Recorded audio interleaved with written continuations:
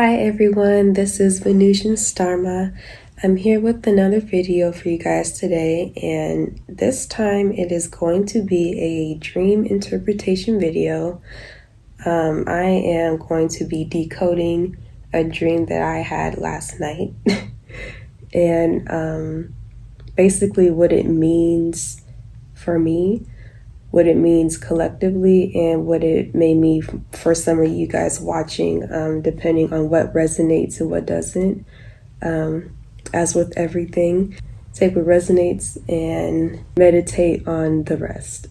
So I'm going to be reading off of my computer notes right here, and then also my notebook right here. Starting with the dream, we're going to get into that. Before this dream sequence, there is an angel that carried us to safety, but hit the ceiling, which was the energetic capacity within the containment field, which was the dream that is meant to serve as a message. In a large building on the upper floors, there was an event happening, and my mother, daughter, and I were all there as well. On a digital camera, I was able to see a broadcasting through a drone or some type of camera that was following a little girl running for some reason. And then it glitched. And then it switched to an actual news broadcasting of a drone or a camera following this little girl running, and the news reporter saying this little girl reported that she was running from a man in a white mask who had a knife in his hand and was chasing her. Reportedly, he had already killed some other children and was going after her. After the newscasting on the digital camera ended, I turned to my left and I saw 3 men in masks who had knives in their hands, and the whole room that we were in went crazy. The room was also a gym situation that we were in. I instinctively picked up my daughter and we tried to run, but I tripped and fell, and I had to choose between either taking the digital camera or my phone. The camera was the one that showed me the news before it was broadcasted collectively. The phone was to be used for communication in case I lost contact with my mother in the chaos. I ended up choosing the phone, and I also happened to fall right next to one of the guys in the masks. He noticed me, but he didn't do anything, and I was able to get my daughter and run out the gym. We ran down a flight of stairs all the way down to the first floor, and I told the teacher, because this is also a school as well, so I ran all the way down to the floor level, the bottom or the last floor of the building where you would enter and exit it. I told the teacher what happened, and I told him to call the police. We tried to get some of the other children into his classroom to be safe while he called the police, and some went in. I looked out the front doors of the school. I saw some more people wearing these masks, but for some reason, the people inside of the building were not scared. I tried to tell them that they were killing people. Come inside. There's some upstairs with knives too. We have to get to safety. But most of the people weren't listening, and they chose to stay where they were at. We got into the classroom, and I was quick enough to lock the door on my side. The people on the other side of the classroom did not lock their doors fast enough, and so some of the people with the masks came in. But these people didn't have knives in their hands. They had candy, and they were giving it to people. There was also a pregnant woman with the mask on, and then there was a police officer who entered the building. He didn't do anything, and he didn't look like he was about to do anything protective. He was just there. On my phone, I tried to call my mother, but the phone became hijacked or something like that, because after the last ring, there was a really distorted song that started playing, and then my phone started glitching, and I saw all of these subliminal messages, and I wasn't able to control my phone anymore. Within the dream, I knew that it was brainwashing through the phone, and then it was also implying that my mother had been attacked by those people upstairs. And then I thought of someone in the dream. The person that came to mind within the dream was an individual who had a mask that was half black and half white.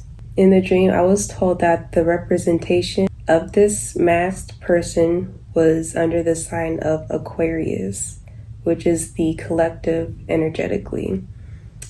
I also think that it points to the collective psyche of good and evil, or the light and dark polarities.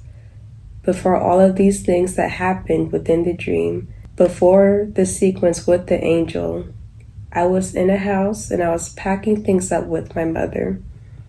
I was being really mean to her because she was upsetting me, and the reason why was she wanted to take some time for herself and not watch my child as much and just have some alone time, essentially. She wanted to establish that boundary.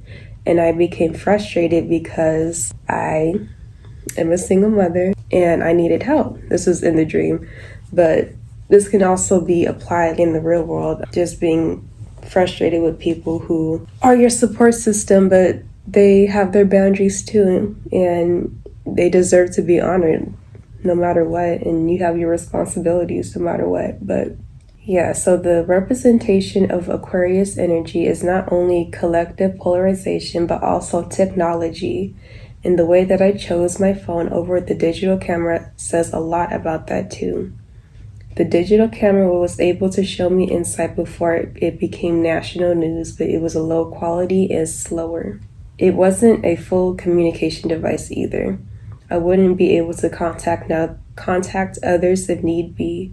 But my phone was something that was able to be hacked and used against me once I got to the bottom floor. I wasn't able to control it on my own, something that is high-tech, fast, convenient, optimal, and a better technology than an old digital camera. It's interesting how all of this happened before I was the one being in my dark energy and being mean to my mother for having boundaries and becoming upset with my own circumstances and not having the help that I fully needed as a single mother. Also, there is an individual in this classroom who was clinging on tight to me as I reacted to the fake news that was on my phone during that glitching moment. It was basically implying that they had attacked my mother and I was reacting to it, and I was starting to become hysterical. And then this person just clinged on to me. It was just like, I guess, trying to soothe me, but it was like in a very intimate way, like somebody who would be like my boyfriend or my husband, hold me like that. And I felt like that was symbolic of people feeding off of your energy in very intense and chaotic situations, and just trauma bonding in those type of circumstances. So yeah, that was the dream basically. Now, the interpretations that follow, basically, it was all about polarity and the different balances of consciousness and how to remain grounded when you are when you are on the opposite end of the spectrum, or vice versa. So when I was upstairs, that was faster, high frequency, higher, and I guess you could say more optimal flow of consciousness, because it's technology and you're higher to the ethers and all that other stuff. You're in the airways, essentially. Within that, I was becoming overwhelmed with all this influx of information coming through and how it just hit the room all at once. And there's 3 people in the room and everybody just panicked because of what they saw on the news, and my fight or flight instincts kicking in and deciding to just run for it with my daughter. But the very interesting point at that moment was when I dropped my phone, and I was deciding whether to take that or the digital camera. I chose the phone because I believe it was the most logical thing to do, because you're in an environment where people are separated, it's chaotic. You're going to have to call people to let them know that you're safe, or to do logistics, whatever, in those circumstances. However, I did not have the foresight that I needed for when I transitioned to a lower frequency, which was downstairs, which was a very calm environment, which was stabilized. the threat or the entity was still present. However, it had changed its mode. And it was because of the change in polarity, essentially. Upstairs was high and fast frequency. Downstairs was lower and stabilized. When I took my smartphone, I was basically taking high and urgent frequency energy, whatever you want to call it, down to the lower end. And when you take high energy and try to pair it with low energy or in a low energy environment, it's going to create a lot of distortion and illusionment. And it's going to make you think that your environment or the reality of your lower vibrational environment is not what it seems, because you have this device or you have this energy that is telling you otherwise. That's basically what the glitching and the hijacking of the smartphone was. It was telling me something that was not true because it did not reflect my environment. It did not reflect what was going on the outside, the reality of where I was in that moment. When you have people who are also vibrating in that, not low energy, but more of a stabilized frequency, you're going to see them operate from a place of inner stillness and inner peace. I didn't take that when I went down the stairs. I took frantic energy with me, essentially, whereas I should have took the digital camera. I should have taken my intuition. I should have taken my foresight. I should have taken my inner discernment on what to do within that moment. Same what as I was introduced to before it hit the collective, before it hit the room that I was in, before it hit the gym, before it hit all those people, before all three of those guys showed up. I had the inner understanding of what the situation was and how to perceive it from where it was at. I should have taken that when I went down the stairs. Just because something happens in one part of the world doesn't mean that it's going to immediately affect your reality. What you can control as an individual is your immediate reality. It's not something you can control millions of miles away or even down the street, really. It's in your own home. It's in your immediate environment. It's in what you should do next according to what your surroundings call for. And I feel like the media has a way of distorting that for people. Just as the guy who clinged on to me during my frantic mode upon learning about what happened to my mother, fake news, that is basically what they rely on. They rely on the frantic energy because it's how they maintain that flow of power and control. And you have to understand that, or I have to understand, but anybody in these type of situations, we have to understand that our inner authority is our compass. Our understanding of self and safety and what that looks like for us is our compass. No matter what happens externally, we have to understand within ourselves that we choose peace and clarity within the moment, especially in chaos.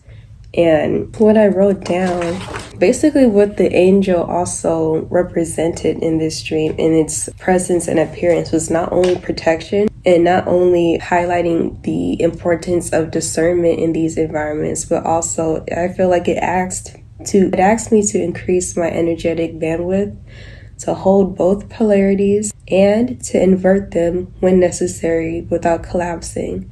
Basically aligning to the energy within your field. If you are in a fast and high-paced environment, you are probably the most wisest to go along with that energy to get to safety.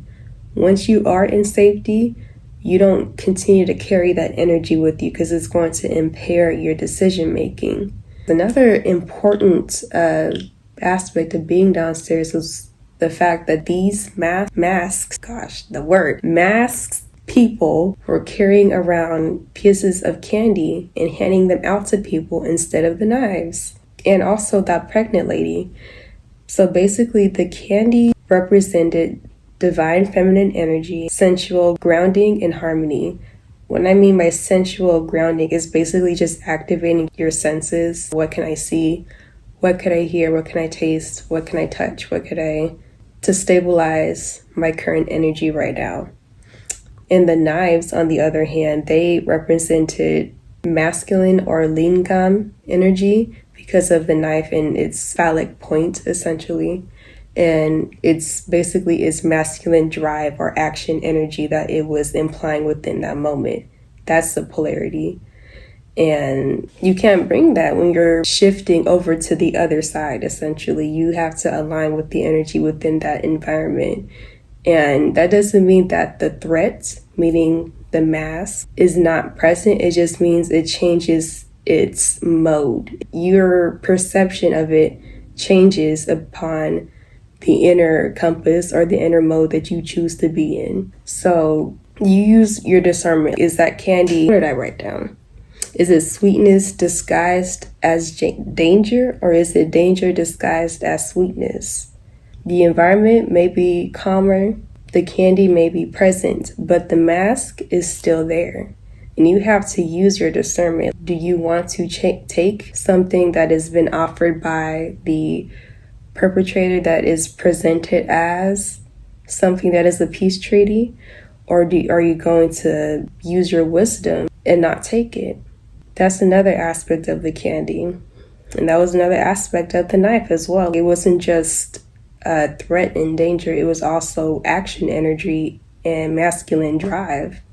So with all of these different aspects and layers of polarity in this sequence, the one thing that is the anchor or the middle part of it is your inner peace and your inner compass to decide how to align with the energy within that moment. When you're in high energy, when that knife is present, you're going to spring into action and you're going to get to where you need to go. You're going to be in your masculine energy. You're going to make things happen to ensure that you are protected and safe, you and yours. When you are in lower energy, are you going to fall for the just go with the flow energy of sweetness and candy? Or are you going to continue to remain on guard, but not in an urgent sense? Not in a overactive and frantic sense. Are you going to remain calm and see what it is for what it is and move accordingly to what the situation calls for? And moreover, how you feel about the situation based on what you have gathered from your previous experiences. That was it. I apologize for all the stuttering and whatnot. I don't like to talk out loud about my thoughts. It's always just ruminating and just going in my mind, and I write it down on paper and type up little documents and stuff just to have things so I can say, like, you know, I did have these thoughts, I did have these conclusions, and I did have these epiphanies and whatnot. But speaking about it does have a way of really bringing it to the forefront of my consciousness, and it makes it more real. And it also helps me be more confident in what I did experience and the information that I have integrated and received and all that stuff. So that was it. Thank you for watching.